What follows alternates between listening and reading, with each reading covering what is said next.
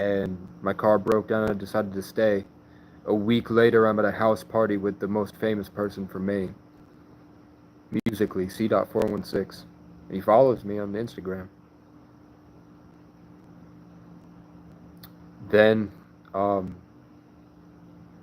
Halloween, that CEO, he slapped my ass, and then he like wouldn't let me leave. And I told you he had cancer, so they were opening his guts up to rip it out. His guts opened up on my back, and I left and ran away. And I drove home, and it was pouring rain on Halloween in 2018, and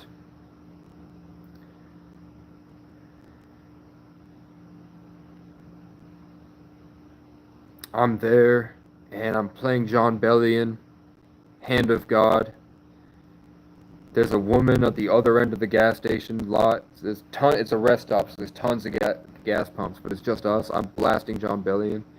She comes over and is like, "Oh my God, this is amazing! I love this song. Who is it?" And I'm like, "It's John Bellion." Don't you love how intricate and complex it is at a simple level? And she's like, "Yeah." And she gives me her Instagram, and her husband is the ghostwriter for Macklemore and Ryan Lewis. Mike Slap.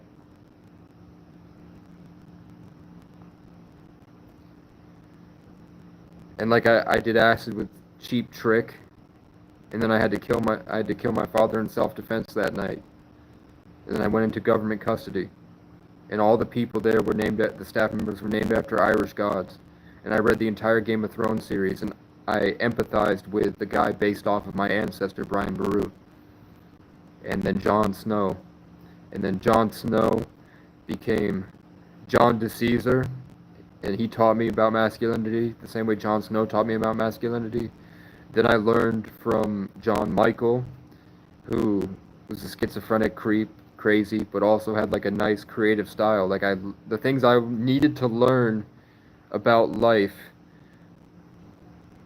I learned from a John something, Jon Snow, John DeCaesar, John Michael, John Zerka.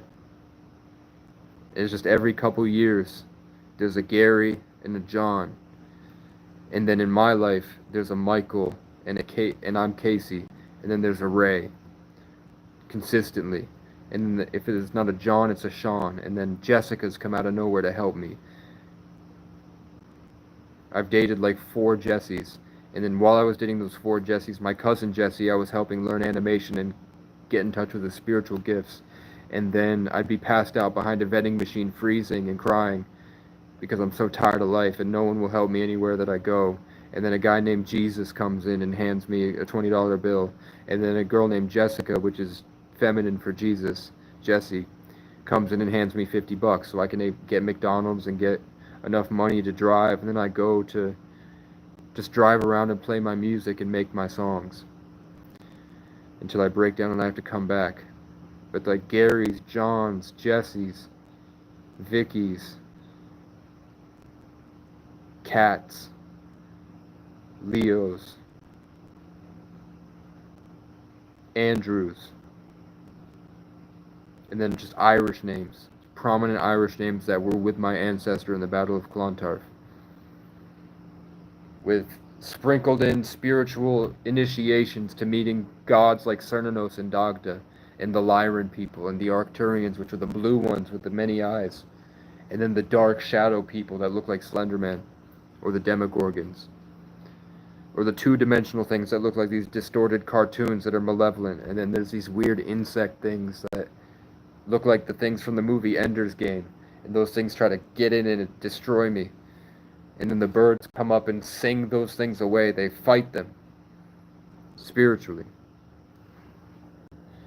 And that's my day-to-day experience, and I just enjoy music in my headphones. I enjoy my Ben & Jerry's once a month. I enjoy my 2 Arizona iced teas, and I like to lay on the grass and feel the negative ions of the earth. And I just get back in touch, and then I have to fight people. I have to fight people, spiritually through arguments or physically to the death. You feel me? You're in timeout, pussy. Go jerk off. Maybe your dad will be proud of you one day.